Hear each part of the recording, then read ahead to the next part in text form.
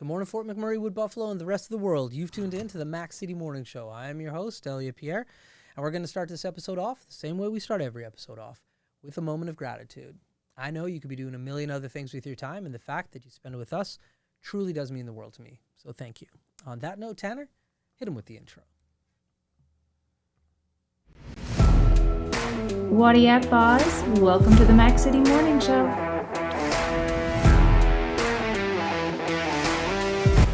Hey everybody, Keith Simpson here from Norrell Toyota. We support the Oil Barons. We've joined the drive-in movie theater. We're involved in the marathon here in Fort McMurray, and that's what makes this community such an amazing place to live. All right, and we're back. Big shout out to Keith, Thad, Nimmer, all the boys and girls down at Norrell Toyota for being our title sponsor for the show. We really appreciate your ongoing support. Thank you so much. On that note, as you know, I don't introduce my guests because they can do a better job of that than myself. So can you please tell everybody at home who you are and what you're about? Okay, yeah. Thank you for having me here today. You're welcome. My name is Gadli Naya Othello. I was born in the Democratic Republic of Congo, and I immigrated to Canada back in 1999. I lived in Newfoundland, and then after graduation, I moved to Alberta. Okay, and you own a pretty cool business here in town. So what are you driving around? The Lunchbox. The Lunchbox. And the Lunchbox is a food truck here in town. Yes, correct. So I got introduced to you at an event just a few days ago. Dennis Neefin and Brand Connect through Twisted Circus. I think that's what it was called. Correct.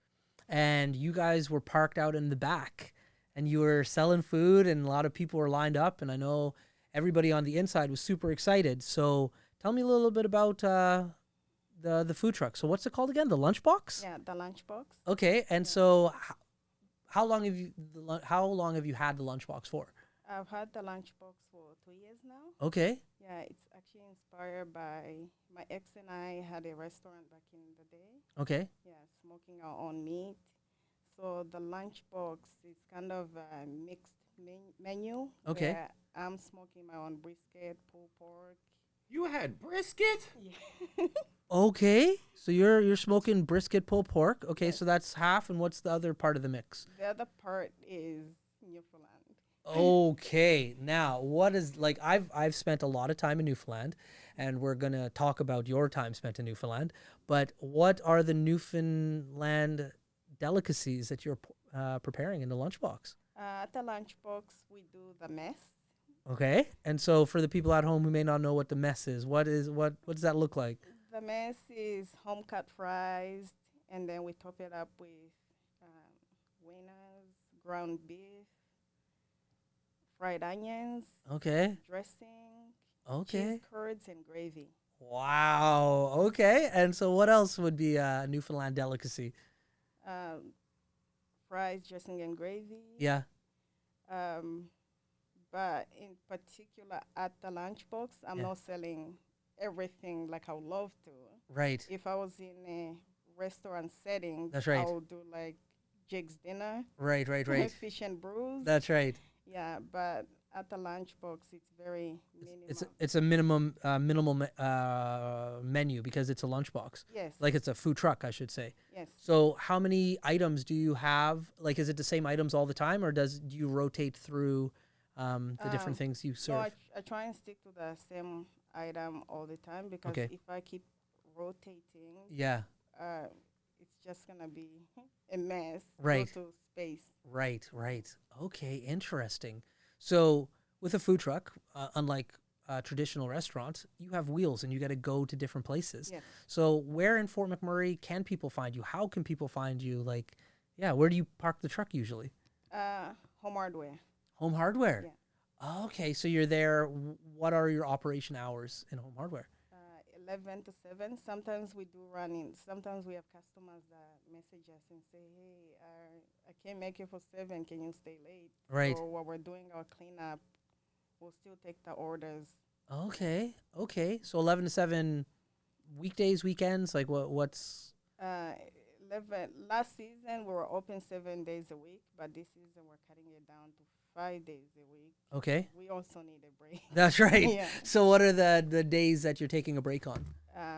we'll try and do Sundays and Mondays, unless we have a special event or Okay. a catering event. Then we'll be open on those days. Okay.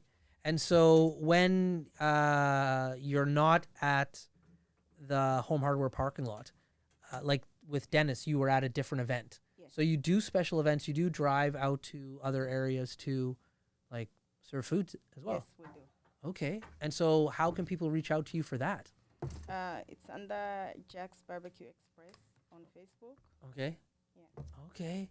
Cool. So how long have you had this food truck for? 2 years now.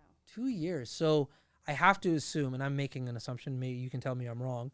I have to assume that primarily this is like spring, fall, not a winter thing. No. No winter. No winter. Because I would assume the truck isn't insulated well enough to like.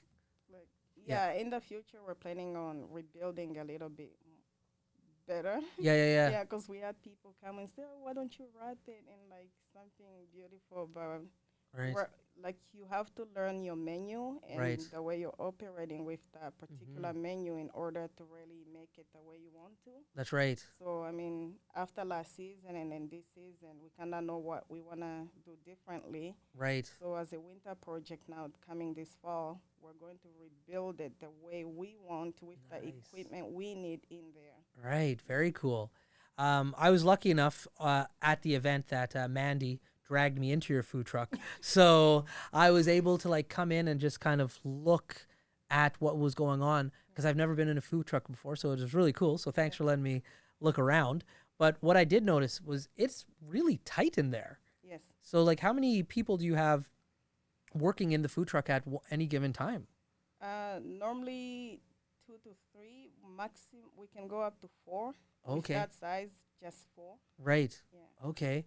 And so obviously in a kitchen you would have a little bit more space to maneuver around one another. What's the coordination like in regards to the skill set that somebody needs to be an employee that works in a food truck? Obviously food preparation, I know how to cook is a component of it, but like knowing how to work in a tight environment is a second. Like how do you find employees? How does that all work for you? Like I said, if we're up to a maximum of 4, then you have one person stationed at fries. That's their job only. And then you have Okay. just the cashier, and then you have one more on the grill. Right. And then you might have one going back and forth, just kind of helping everybody. Right. Oh, fascinating. That is so cool. Now, when you're preparing like your brisket and like your smoked meats, like do you have something that's built into the food truck, or is that something you're doing at home? No, we have the smoker on location. Okay. A commercial smoker. I can't wait to have some. I've never tried your food. I'm embarrassed to say this. I've never tried anything. And the night of the event, I wasn't hungry, so I didn't eat anything. I need to try your food though, ASAP. So are you guys, like the weather is getting warmer. Are you guys in operations again, or is it going to be a little bit until you park the vehicle in Home Hardware? Yeah, we are in operation again, and we Okay. should be starting smoking our meat this week. Tanner. I am hyped. I love me some smoked meats. Yeah, I'm very excited about this. So when will the official date, roughly, if you know it? If you don't, that's okay. But when do you think you'll be back fully operational in the Home Hardware parking lot again? With a full menu by this coming Tuesday. This coming Tuesday. So today, okay. All right. We pre-film episodes. I'm just thinking we got to get this episode out there ready for that date. Yeah. Let the people know where they can get some good smoked meat. Yeah. So I don't know when you guys are watching this online, but it's going to be before next Tuesday, which I don't know what next Tuesday is. But we'll air this episode before that so that we can like really get people coming out. Get it out before the 10th, eh? That's right. That's right. Yeah, before the 10th. Somebody might get bumped. Yeah. So we might have to bump an episode or two. Oh, that's awesome. I'm so excited. And I love the name too. How did you come up with the name? The Lunchbox? Yeah. That is an iconic name. It's such a great name. I don't know. I remember back when I was a little girl going to school, I opened my lunchbox and I know my mom would pack me my lunch. So Right. I was excited to see what was in there. Right. Right. So the fact that I'm mixing a little bit of Yeah, Newfoundland that's and right. then southern smoked meat, Yeah. yeah, Yeah, like I Yeah. say, if the space was a little bit bigger, I would also mix my background is I'm half African and Yeah. my father was Hawaiian, a native Oh. Hawaiian. So Okay. So what you're saying is you're well versed in cooking meat. Yeah. Because, yeah, like I've had Hawaiian meat and that is unbelievable. Okay. Cool. Well, maybe like you can get tons of business and maybe get a bigger food truck or maybe a spot. Who knows? I hope so. So do you do specialty events too though? So I would assume your menu does change if somebody was to hire you to cater Yeah. for a certain event. What kind of Hawaiian food do you make? Oh, all sort of.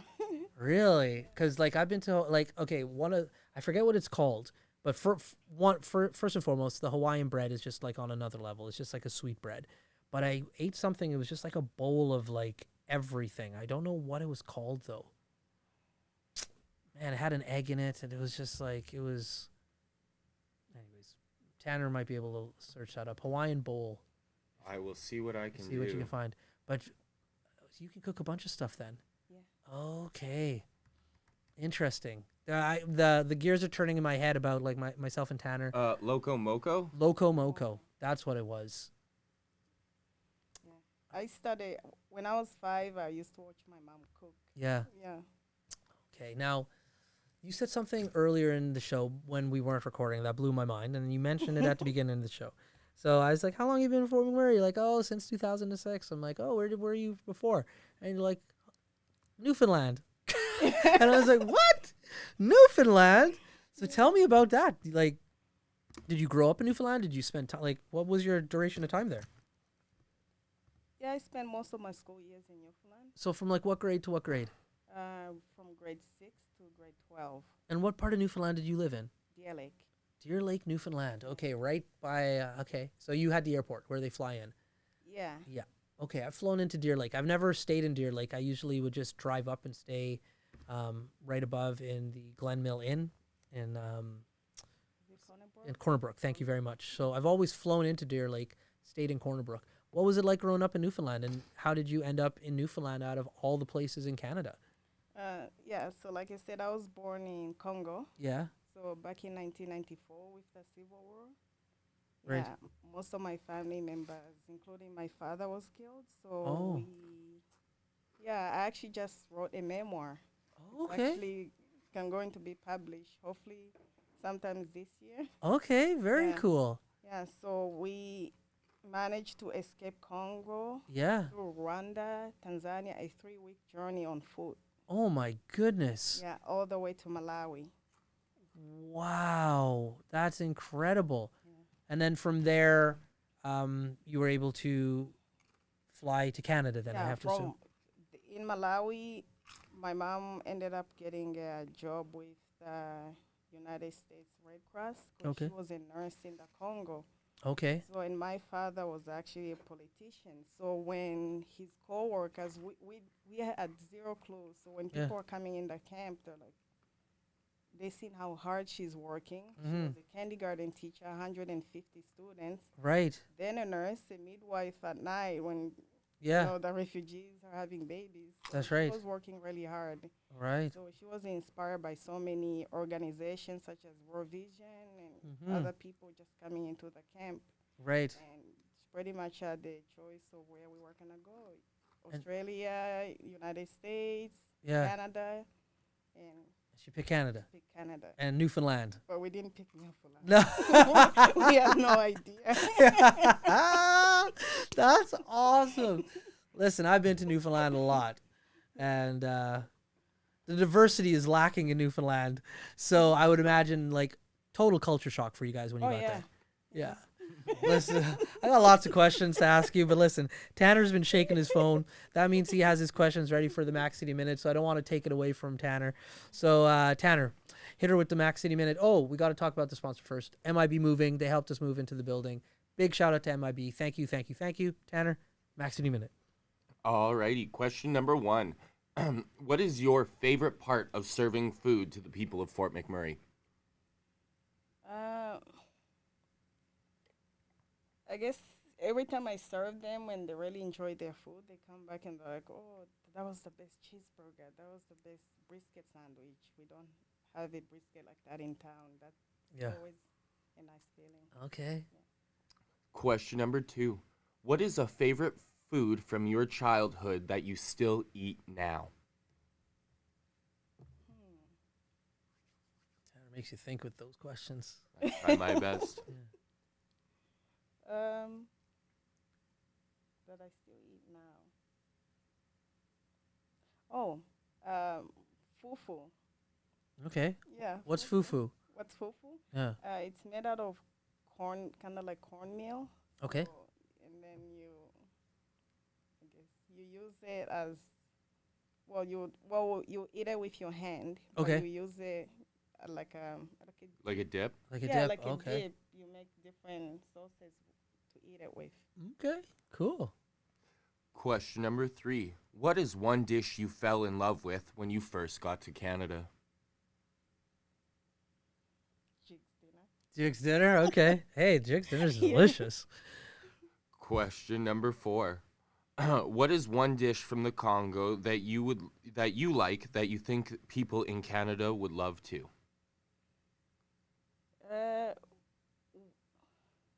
I think it's like the mix of the rice and peas.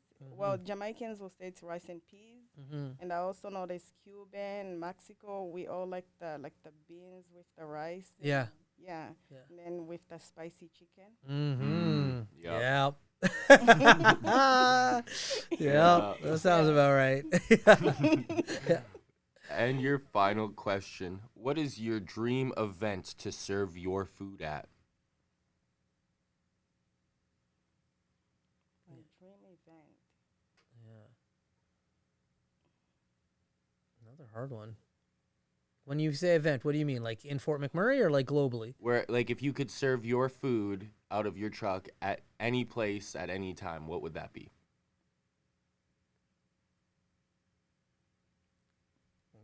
I can't help you on this one.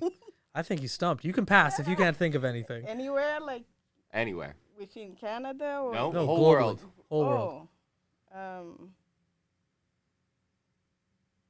I'm thinking like one of those like big rave, like a party. Oh, you said the wrong word to the wrong group of guys. Listen, we're gonna make your dream come a reality. Okay, a rave is the answer. All right, You've come to the right you place. said it. Where now it's gonna happen. Because we love smoked meat and we love to rave. So smoked meat at a rave would be the best event I think right. I could attend. We're actually in the works of planning one here in Fort McMurray. Oh. We're not calling it a rave though. It's a party. We're a party with DJs, Yeah. and maybe there might be we might need a vendor to help supply some food to the people who are hanging out. All right. We're going to talk more after the show. All right. Okay, so those are my 5 questions. Yes. those are your 5 questions. Sweet. That was a stumper, but the answer, listen, that was the longest anybody's ever paused to answer the question. However, that was the best response I think we've ever gotten. Yeah, you couldn't have said that answer to a better duo of people than you just did at this very moment. That's awesome. So you're living in Newfoundland. Yeah. How you were in what grade when you went there? 6. 6. So you're like 11, 12 years old? Yeah. So coming from Africa and then going there, temperature. Yeah. How did you deal? How did you feel? I think she just answered the question you were about to ask right there. Because it's cold in Newfoundland. Yeah, we've never seen snow before. Even on TV, we never seen snow. So Right. when we got there, it was actually So late you at didn't even night. know what snow was? No. Oof. Like that's And you came in the winter? Yeah. Well, it was October, but there was already snow on the ground. Yeah. I feel like this was just a confusing venture for everybody involved. Yeah. Yeah. And so obviously you didn't dress with like a winter coat or anything No, when you got off the nothing. plane. You're just like, Yeah. And then we just. I bet jacket Cold. was a foreign word. yeah. Like And so what was that like for the first few weeks or months in Newfoundland with that adjustment to like seeing something you'd never seen before? Well, it was really, really cold, and then you see this fluffy, cold stuff all over the ground. We didn't know what it was. Right. And then coming in October, we didn't know what Halloween was. So this is the scariest part because so that whole week, Yeah. I think that's another good thing about maybe the 90s or early 2000s because Halloween was Not like nowadays where you go to a store, you buy a costume, your Spider-Man. That's right. Back then, you built your own homemade costumes. So Right. in Newfoundland, we go to school, Yeah. so we came. And then that entire week, we were pretty much staying in the house because it's so cold. That's right. That's right. And then our first day of school ended up being Halloween. Oh my gosh. You didn't know what the heck was going on. No, we see all these kids dressed up as, I don't know. Yeah. Whatever they were dressed Yes. up as. Yeah. Yeah. That's hilarious. I can't imagine trying to like explain or describe these things like snow or Halloween to somebody who had zero concept of the idea. Yeah. It would be so hard. Well, your story is very similar to my mom's. So my mom immigrated from South America, Guyana. Yeah. Both of my parents did, but she didn't know what snow was either. She had no idea. So the first time it started to snow, she started to cry and she hid under her bed. She didn't know what was happening, what was falling from the sky. Yeah. And I won't elaborate the story because she's gonna come on the show one of these days, and I'm gonna ask her. But like, she didn't know what snow was. But same kind of deal. All of a sudden, Halloween came around the corner, and you have all these kids coming on. Yeah. Candy, trick or treat. She's like, what the hell? Why'd I give you candy? Get the hell off my door. Like, she had no concept of what it was. So yeah, it was a culture shock for her as well. Yeah. Oh, wow. And so did you, the whole time that you were in Newfoundland, did you stay in Deer Lake the whole time, or did you move around? No, the whole time we kind of stayed in dialect, but we just the regular traveling, like That's right. around Cornerbrook, Stephenville, Mhm. St. John's, Ganda, Gamble. Yeah, so Yeah. you saw the whole island. Yeah.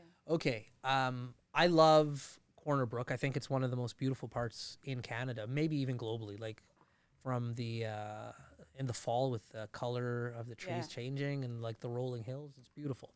But outside of Fort McMurray, if I could live anywhere on the planet in Canada, I should say, anywhere in Canada, I would pick St. John's, Newfoundland. Were you able to spend any time in St. John's as an adult and like hang out on George Street, or have you not taken part in that part of the island? Well, I didn't party, but I used to spend some summers in St. John's. Okay. Yeah, like some summer holidays, I'll go out there. Okay. And yeah, so I'm familiar with that. You're familiar with like with Water Street over Yes, and yeah. Okay, very cool. And as an adult, have you had the chance to go back to Newfoundland? The last time I was there was during the fire. Yeah, I went back. Yeah. Okay, cool. Because it's still home to you. Is your mother still there, or did Oh. she come to Fort Mac with you? She came to Fort Mac. Oh, so the whole family left the rock. Well, when I left, I wanted to be a flight attendant. I did that for a little bit. So when I graduated, I came to Alberta Okay. with my brother. He was coming here to work, but I ended up in BC, Okay. flight attendant training. Okay. Did that for a bit, and then you meet people that are like, you're working in the wrong Industry. Yeah. Yeah, there is more money out in the oil sands. That's right. That's Yeah. right. So they trapped me here. Okay. Yeah. And now you have a sweet food truck called the Lunchbox. Okay, cool. Well, listen, I want you to come back again and again. You and I could talk about Newfoundland and your experience there. I have no doubt for hours. But the show's only 20 minutes long, so please come back again. But before I cut you loose, everybody gets a shameless shout out or plug. So you got the mics, you got the camera, you got the lights. Have fun. Yeah, I want to give a shout out to Home Hardware. They have amazing selection on smokers, hickory, barbecues, and picnic tables for the summer, and so much seasoning. There you go. Yeah, and I also want to give a shout out to my own, Yeah. the Lunchbox. There you So go. come on down and enjoy fresh brisket, pulled pork, sausages, homemade hamburger patties, and fries. There we go. Okay, and you're opening what date officially in Home Hardware? Next Um, Tuesday. Officially, we'll have a full menu Yeah. starting next Tuesday, but we are there now, kind of still putting everything in place. Okay, perfect. All right. Well, then that's where you go. Okay, me and Tanner are showing up in the very, very near future. Okay. All right. Oh, you want to say something, Tanner? No? Okay. All right. Well, Fort McMurray, Wood Buffalo, the rest of the world, that's been another episode of the Mac City Morning Show. Thank you so much for tuning in. Really do appreciate it. Big shout out to our sponsors, Noral Toyota and MIB Moving. We do appreciate your support. I hope everybody at home is having a great day, and we'll see you tomorrow. Peace. What a deadly old way to end another morning show. Later, boss. It's so ballistic!